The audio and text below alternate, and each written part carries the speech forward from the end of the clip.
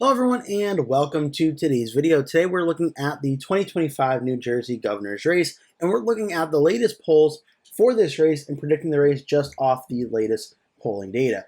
Now this governor's race is getting very interesting in the final month now, and is showing to be a really close election heading into the final days.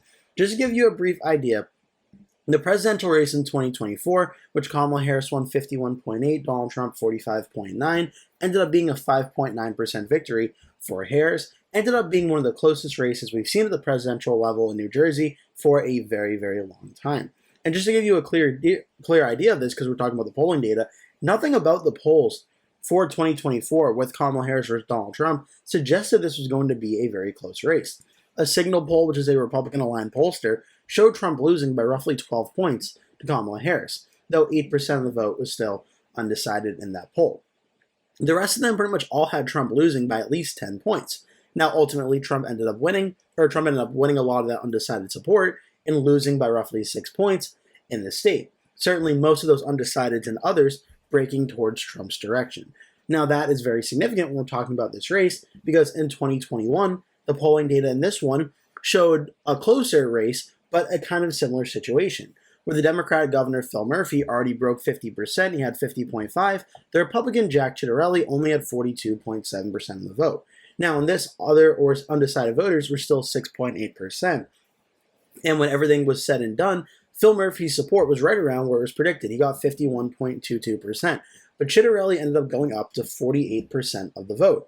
Roughly, approximately 6 points or so, a little bit under 6 points, added support for Ciattarelli from what the polls were saying.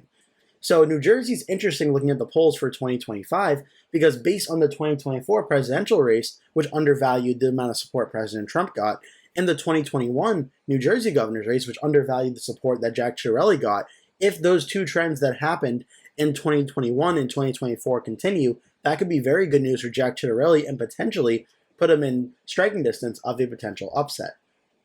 Now for 2025, the Democratic candidate Mikey Sherrill, the U.S. representative from the 11th District, as I mentioned, is facing off against the Republican nominee from 2021, Jack Ciattarelli. Now the polling data on this one is very close right now. The predictions have the race mostly as lean for the Democrats, but the polling is showing a really tightening race here. Real Clear Politics polling average has Sherrill leading by 3.3%. And using the rankings, which is seen here, over 15 points is safe, in between 15 and 5 is likely, in between 5 and 1 is lean, and under 1 is tilt. Using those polling rankings here at 3.3%, that is a lean Democratic lead for Mikey Sherrill. Decision Desk HQ has Sherrill at 48.6, Ciattarelli 43.8, a 4.8% lead. And race to the White House, 47.9 for Sherrill, 42.7 for Ciattarelli, 5.2% lead for Sherrill. On average, Sherrill's leading Ciattarelli by 4.4% across these averages at 47.8% to Ciattarelli's 43.4% with 8.8% undecided. Now, right now, the polling data certainly shows that Sherrill's leading by a lean Democratic margin, but it should be worth noting that this is a lot closer than it's been the last few months. Going back into the spring and early summertime, all the polls had Sherrill leading by way more than 5 points, and so much so it looked like this race was not ultimately going to end up being competitive.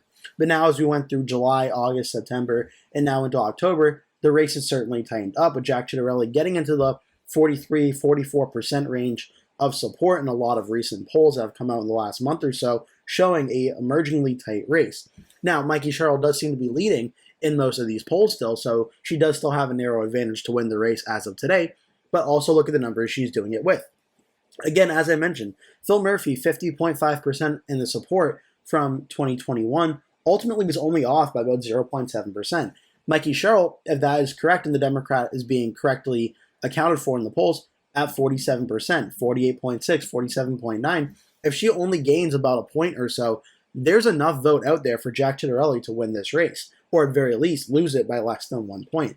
This is a very tight race, and Mikey Sherrill only being in the 47 to 48% range as the Democrat in the state of New Jersey is something that's starting to give a lot of Democrats in New Jersey a little bit of alarm bells here. Now, at the same time, you can't really say, well, the sky is totally falling for Mikey Sherrill, as she is leading in all of the polling averages, and including in most of the recent polls, but at very least, the margins are a lot smaller, which is starting to make this race get more competitive and get a little more scary for the Democrats in that regard, especially if that polling trend, which I showed you from 2021 and 2024, which showed both Trump and Ciattarelli at the low end of the 40% range. Now, if Ciattarelli gets enough of those undecided voters, which there seems to be even more undecideds at this point in time in the 2025 race than in the 2021 race.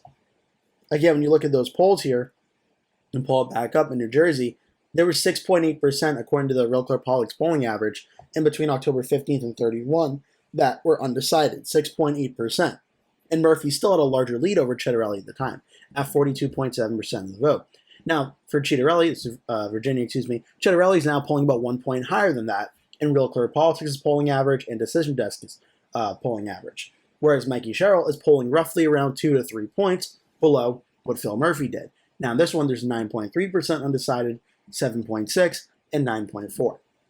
So this race is very much up in the air right now.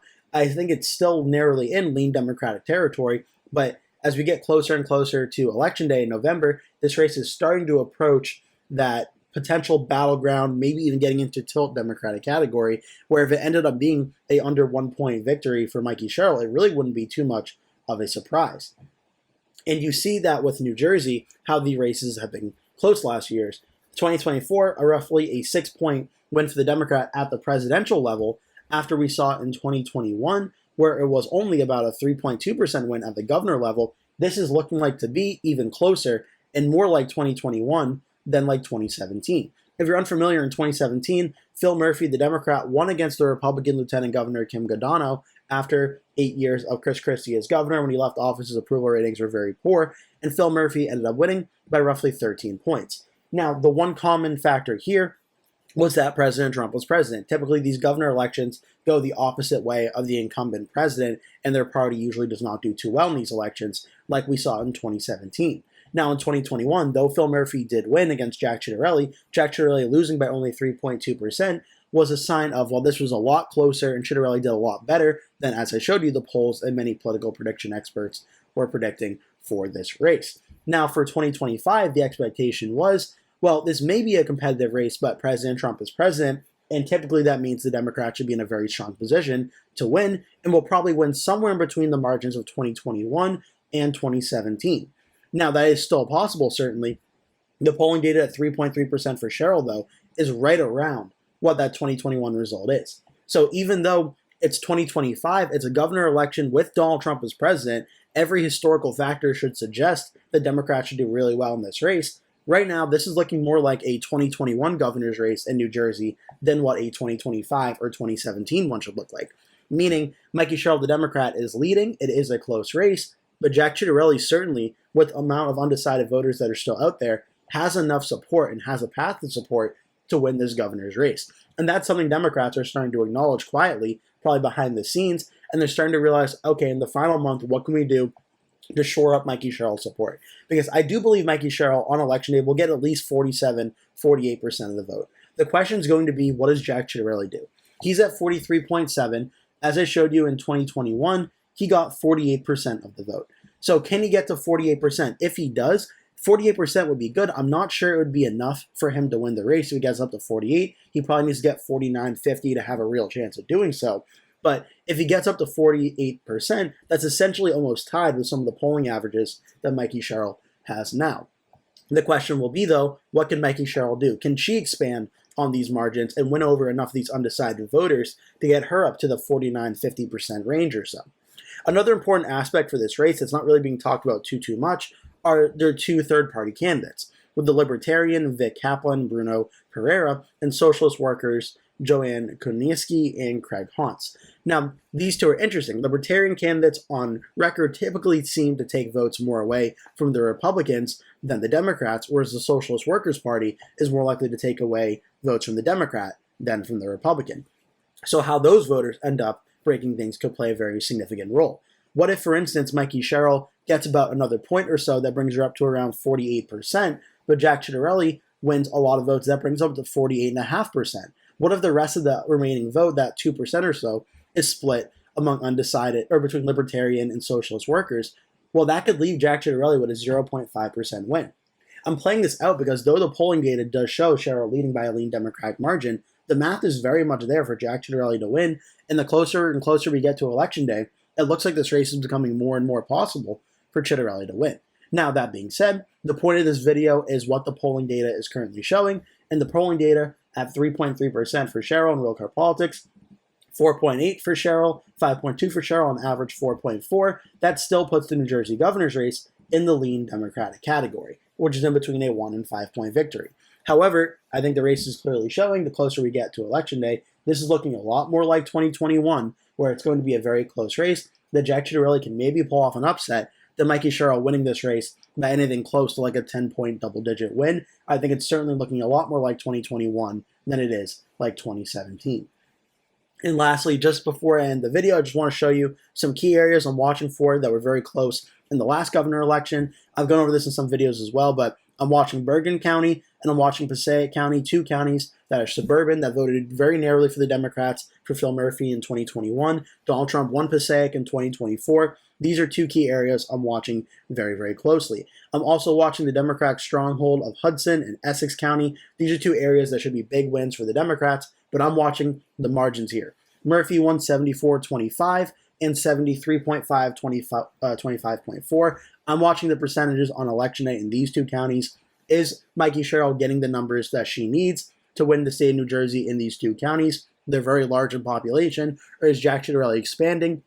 If Ciattarelli's nearing 30% of the vote in these two counties, that could be a big sign early on that Sherrill may be in trouble and Ciattarelli may be pulling off an upset in New Jersey. And you look at the surrounding areas as well, like Union, Middlesex, and Somerset. Somerset was very close. That could be a potential flip to watch for as well. But Mercer, these counties through here should also be Democratic stronghold wins. What are the percentages throughout there? In southern New Jersey, these areas are smaller in population, but they should be going red as well. And you see Ocean County as well. That should be a big GOP stronghold, and throughout the western part of the state bordering Pennsylvania.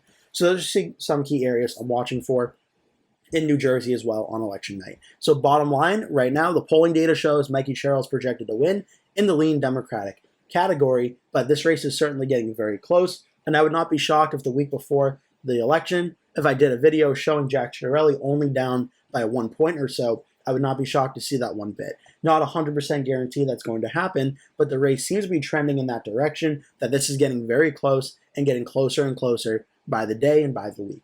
I hope you enjoyed this video. Make sure to like and subscribe if you did. I just passed 6,000 subscribers, so I'd really appreciate it if you could hit like and help me get to 7,000 subscribers as well. I would really greatly appreciate that. I also have some big plans for October with a few election night videos currently in the works that I want to get out before the election night for election day, for New Jersey, for Virginia, and for New York City Mayoral Race. So I have those coming out, so make sure to keep an eye out for those over the next few weeks as well. Thank you so much for watching. Again, please remember to hit like and subscribe, and I hope to see you in a future video.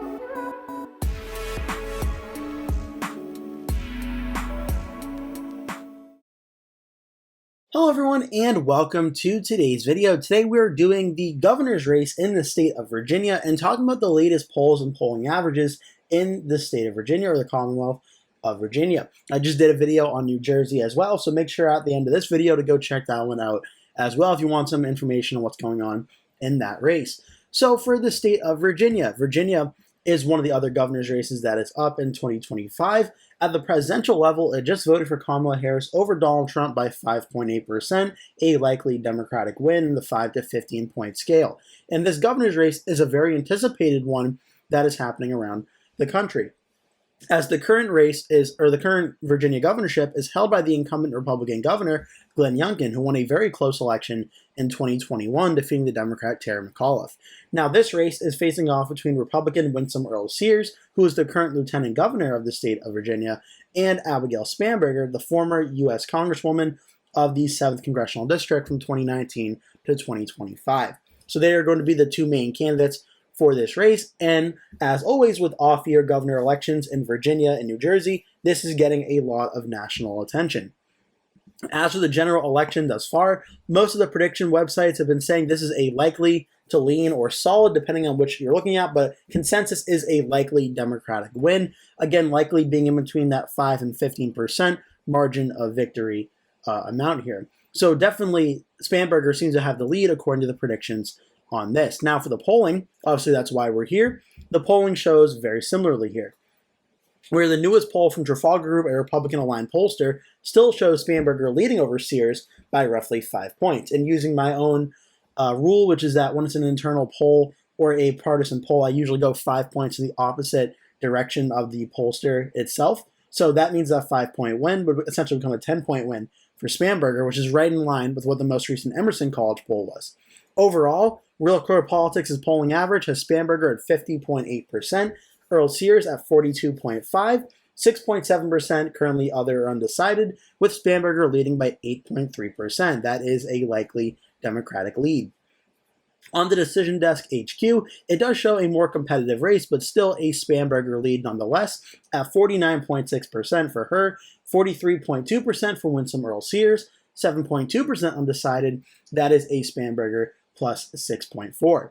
And then on the race to the White House, they have Spanberger at 51.1, Sears 42.4, other undecided 6.5, Spanberger's leading by 8.7%. On average of these three polling averages, Abigail Spanberger currently has the lead of 50.5%, Sears 42.7%, and other undecided 6.8, overall an average of Spanberger plus 7.8%.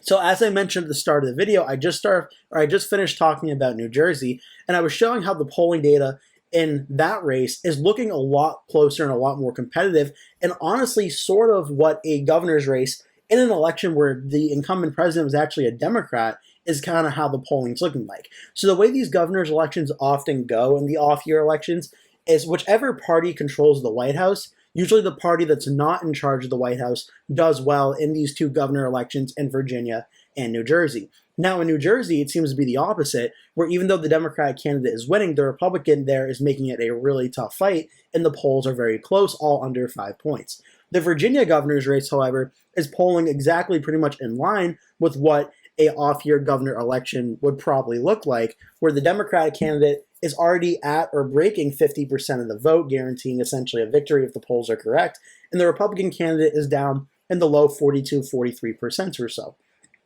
And right now, Abigail Spanberger versus Winsome Sears seems to be essentially a lock for a Democratic win.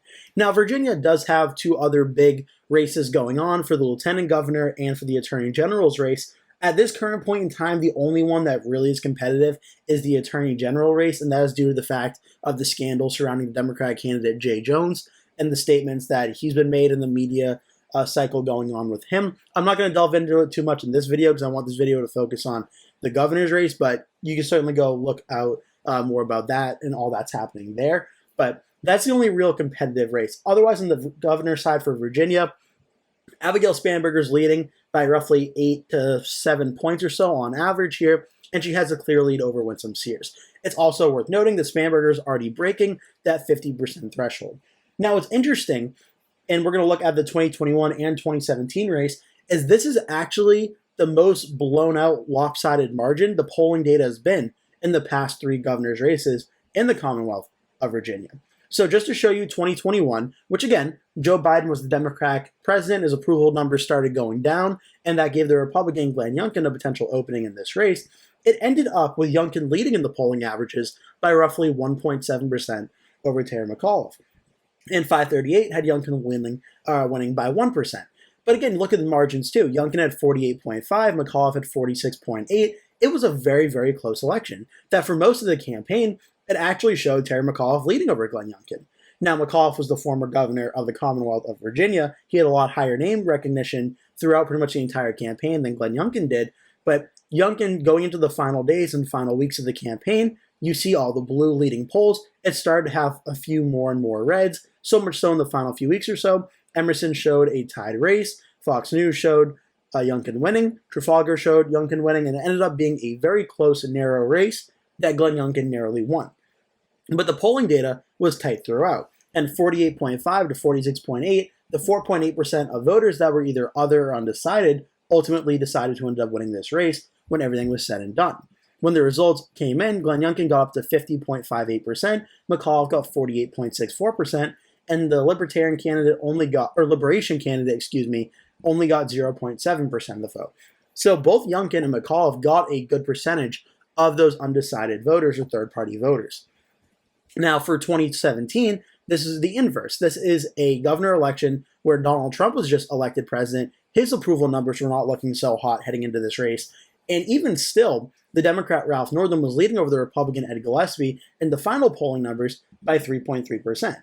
Now, that's very close in the polling, but other undecided, 7.9%. So again, I've made this point for both New Jersey and Virginia now.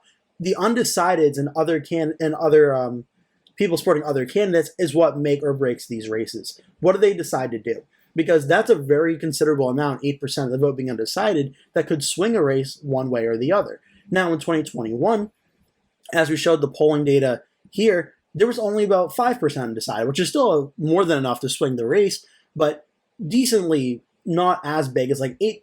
That's literally almost close to double what that ended up being. But in 2017, Ralph Northam still led over Ed Gillespie 47.7 to 44.4.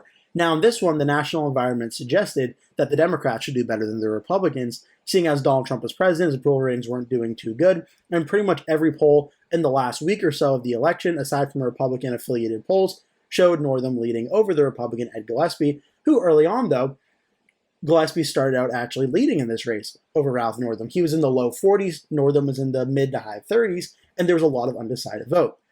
Now, throughout the spring and summertime, Northam started to take the lead in this race, and it looked like he was sort of home free here. Gillespie made it a really close race. In October, you see some polls going back and forth here, and then the final few days of the campaign, Northam regained the lead and ultimately ended up winning. But the margins in which Northam won, based on the polls, was about 3.3%. That would be a lean Democratic win. Now, what ultimately happened was the polls missed it, essentially, on Northam support. Gillespie's really wasn't off too much, though. Gillespie got 44.97% of the vote in the final results. Again, he was polling at 44.4. So it seems that in these races, there's always one candidate that the polling data gets essentially close to right. And Gillespie was only off by roughly about 0.5%. Northam's support was the one that missed here. Northam, in the polls, had about 47%. He ended up nearly getting 54% of the vote, as a lot of the undecided voters broke for Northam. And a considerable amount did in that election. Now, what does this mean for 2025? Well, again, the polling data right now in Virginia for 2025, Spanberger is breaking 50% of the vote already. Winsome Sears at 42.5%, 43.2%, and 42.4%, an average of 42.7%. Now, there's still a pretty decent amount of undecided voters left out there. There are not enough undecided voters, though, in my opinion, for Winsome Sears to win this race, due to the fact that Abigail Spanberger, at the absolute lowest in the polling average, is getting 49.6%. For Winsome Sears to win this race, she essentially needs to bank on Republican voter turnout being so high and the polls being incredibly wrong, which, based on the last few governor's elections, have actually been pretty decent in terms of predicting which candidate would win. This situation, though, not so much. She's already in a very tough situation with Spanberger breaking 50% in 2 out of the 3 averages. So Sears' chance of winning this race is really not going to be too great. The question will be what the margin ends up being, because right now it's around a 8 to 7 point win or so on the polling averages, while there's still about 6 to 7% of voters undecided. So that could literally go anywhere from up to like a 14-point Democratic win to maybe even down potentially to a 3-4 point Democratic win if everything goes Winsome Sears' way. Now, if the undecided is essentially split, maybe Spanberger wins, say, 60% of them, you could see Spanberger winning this race around a 9 to 10 point margin, which my own personal prediction rankings right now, I do have Spanberger winning by around that 9.5 to 10 point range. I'm not sure if it breaks 10, but Spanberger does seem to be clearly in control of this race against Winsome Sears. And you see how this race unfolded in 2021. It's not like a Republican can't win in Virginia. It's certainly an uphill battle, but Glenn Youngkin just showed how a Republican can win. However, Winsome Sears in this campaign is not so far being able to get the momentum that Glenn Youngkin did. Again, in the final polls, he was getting 48.5% of the vote. Winsome Sears is running approximately 6 points behind what Glenn Youngkin was doing at this point in time in 2021. And Abigail Spanberger is running at 50.8%, and that polling average she is running roughly about 4 points ahead of what Terry McAuliffe was doing. So the math just really isn't there for Winsome Sears to win this race. Now, that's the polling average. So obviously when talking about this race, when you go to the map here, I have it going likely for the Democrats, which means a 5 to 15% margin of victory, and I think we see it on election night fall between there. The real question is going to be the margin of this race. I think it's right now just a bit shy of 10 points, around 9.5%. I do think some of the undecideds do break towards Winsome Sears a little bit, but not enough to make this race competitive in terms of like a New Jersey competitive race that we're looking at right now. What I do like to look at, though, are past elections and see how they did. In 2021, obviously, Youngkin got 50.57%. 2017, Gillespie got 44.97%. So could we see Winsome Sears do even worse than Gillespie's 44.97? It's certainly possible. It's hard to imagine Sears not getting close to that number, but we could see her finishes a little bit below that. But again, there are still enough undecided voters out there to maybe break around that number. Back in 2013, there was a much more competitive race, but the Republican got 45.23%, and there was a third-party candidate in that one. 2009 was a big Republican win, so we're not going to see that in this election. 2005, we saw this race, the Republican get around 46%, even though Virginia's changed a lot since then. So ultimately, what I think this is setting up for is we're looking at a race where Abigail Spanberger is probably going to get somewhere in the low to mid 50%, right around that 53, 54, 55% range. And then Winsome Sears, I think she gets at least 42%, and then she's somewhere in between that 42 to 45% range as well. So I think it's going to be anywhere between like an 8 and an 11 point victory for Spanberger over Sears. The question is going to be how it ultimately shakes out. But for the purposes of this video and how this race is looking, Spanberger is leading in the likely Democratic category, and I would put Virginia's governor's race as likely Democratic at this point in time. Lastly, just one more thing I want to show you. For the Virginia governor's race, some key areas of the Commonwealth I'm watching for on election night. So in 2021, some key areas that Glenn Youngkin improved on to help him win in this governor's race. The western part of the state of Virginia pretty much all voted red in the rural counties. They're smaller in population, but Glenn Youngkin pretty much ran up the numbers very strongly in these key areas. Even if she's losing by a lot, Winsome Sears should be doing this. The key areas I'm watching for, though, I'm watching down here in Virginia Beach. I'm watching down here in Chesapeake. These are two counties that both are very competitive. In 2021, that voted red for Glenn Youngkin, and then in 2017, voted blue for Ralph Northam over Eddie Gillespie. If these two counties are going red or blue, they're going to be a big indicator at how competitive this race could be. Now, it is possible that Winsome Sears could win these two counties and still lose the governor's race, but if she is losing these two counties, it's very unlikely that she is seeing an election where she can win. The most important areas that to watch for, though, are the northern D.C. suburbs of Loudoun County, Fairfax County, and Prince William County. These are three areas that in the early 2000s were toss-ups, battleground areas, and have now become very heavy Democratic landslide counties. Loudoun voted 20 points for Northam over Gillespie, Prince William voted 22 points, and Fairfax voted roughly 36 points. Now in 2021, though Glenn Youngkin lost these three, he made significant inroads here, losing Loudoun only by 11, losing Prince William by about 15, and losing Fairfax by around 30. What these margins look like in these three areas could be very telling for how this governor's race goes. It should also be worth noting with the government shutdown going on right now, and with a lot of federal employees getting laid off to the start of President Trump's term, and everything going on with that, could they be higher turnout numbers in these three counties of voters who have been laid off? That could potentially boost Democratic turnout as well, and could be a key indicator of how this is going. Because by turnout, these three counties are three of the largest population counties in the Commonwealth of Virginia. That even if Winsome Sears way outperformed throughout the rest of Virginia and even won Chesapeake and Virginia Beach, these three counties alone could tip the scales for the Democrat Abigail Spanberger in this race. Another important thing to mention is also Richmond, as I do believe that both Sears and Spanberger are from the Richmond or Greater Richmond area. McAuliffe won it by roughly 18 points in 2021. In 2017, we saw it go roughly 22 points for Northam over Gillespie. The margins of a big Democratic voting center could be important to watch for as well, in the inner city and the surrounding Henrico County as well. A very important area to watch for as well to see how voter turnout is going. Now, that's all I have for you in today's video. I hope you enjoyed. Make sure to hit like and remember to hit subscribe if you did. I just passed 6,000 subscribers a few days ago. I'm trying to get to 7,000. So if you could hit like and hit subscribe, I'd really, really appreciate it. Keep an eye out as well on my channel because throughout the month of October, I do have some very big things planned, including some election night simulation videos for Virginia's governor's race, for New Jersey's governor's race, and for the 2025 New York City mayoral race as well. So all those I plan to have coming out towards the middle part of October, so make sure keep an eye out for those. Thank you so much for watching. Again, please remember to hit like and subscribe, and I hope to see you in a future video.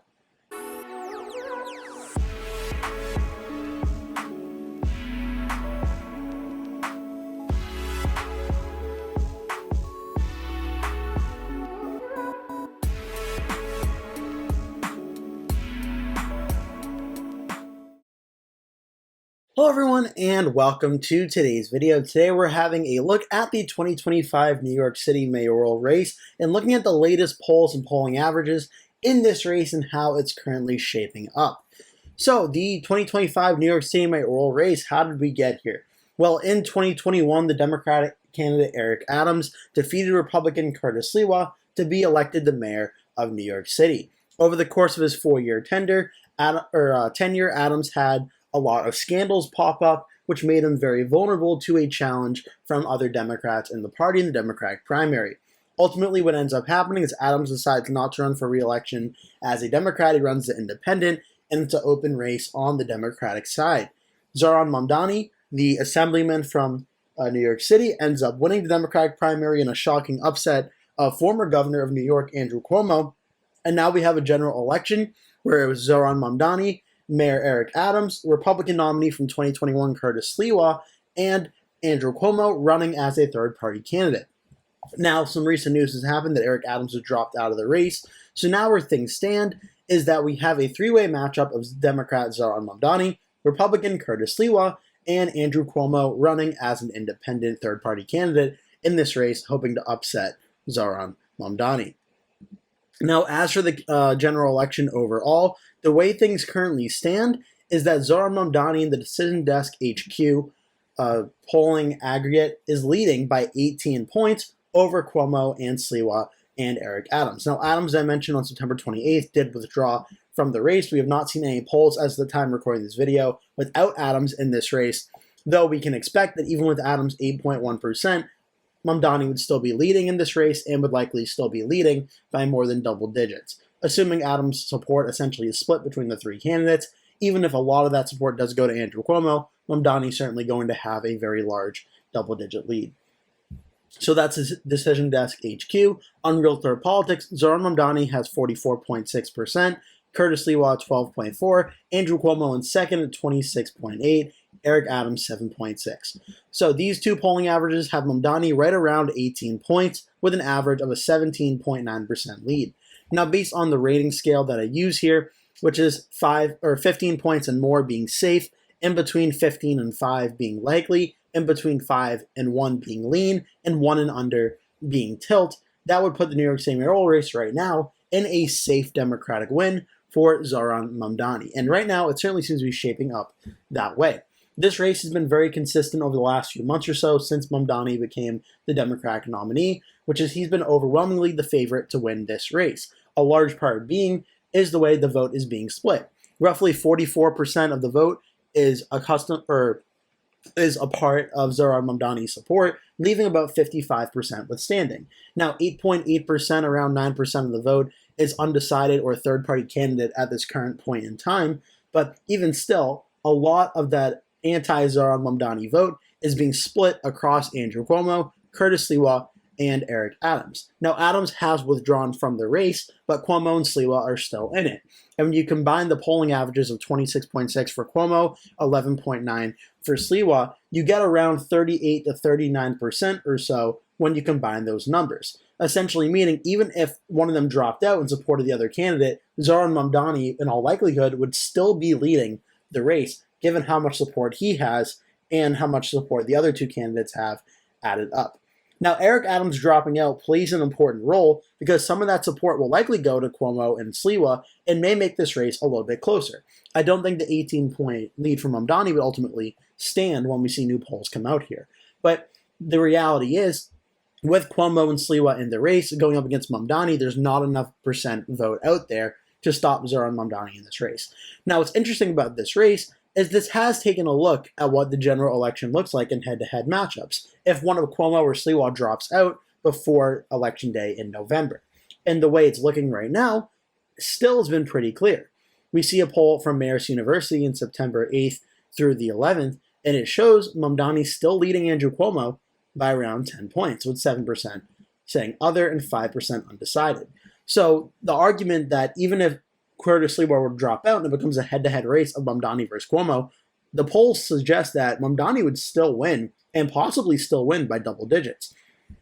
Emerson College also did a matchup like this around that same time, September 7th and 8th, and it showed in the matchup of Mamdani versus Cuomo a closer matchup, 47-40, but again, Mamdani leading. Now, 13% of the vote is undecided in that matchup, so there is enough support for Cuomo to win, but he would need to win a large amount of those undecided voters to do so. Whereas again, Mamdani being around 47% puts him in very strong position in a crowded race to potentially win here. Now it also shows what a matchup for Mamdani versus Sliwa would look like, 52-28 with 20% undecided. Mamdani already has enough support to win there. And a reason why Eric Adams dropped out for Mamdani versus Adams, 51-30. So again, Eric Adams, the polling became very clear he did not have a path to winning this race. New York Times also did a matchup like this. Now in this one, it was only a 4-point lead for Mamdani versus Cuomo, 48-44 with 7% undecided. But for Adams versus Mamdani, 55-36. That's where things stand on the recent polling. In the way the race is currently going, Zohran Mamdani will be the next mayor of New York City. The amount of vote that Cuomo and Sliwa are splitting is just too much at this current point in time. Even with Eric Adams out of the race, the math is not there to catch Zohran Mamdani.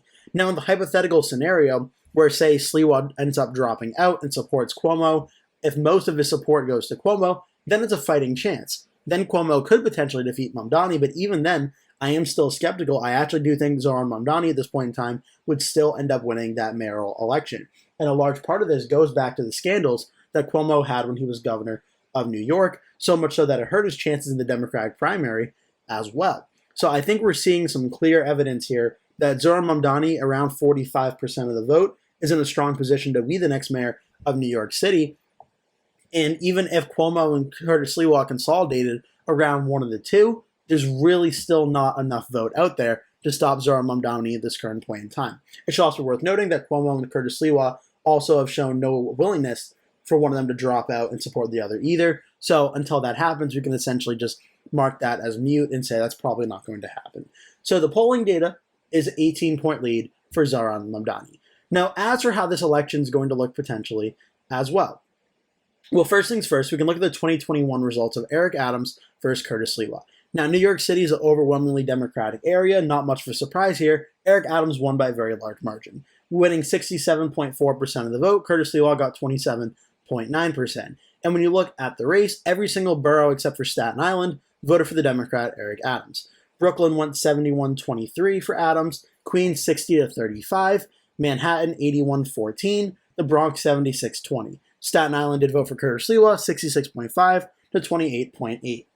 Now, when you're looking at this race, it's going to be interesting because just based, even with the polls that clearly show Zohran Mamdani winning here, this is going to be one of the more competitive elections that we've seen in New York City for a while now. Essentially, when you look at the polling data, you have Andrew Cuomo and Zohran Mamdani, essentially two Democratic candidates splitting some of the Democratic vote.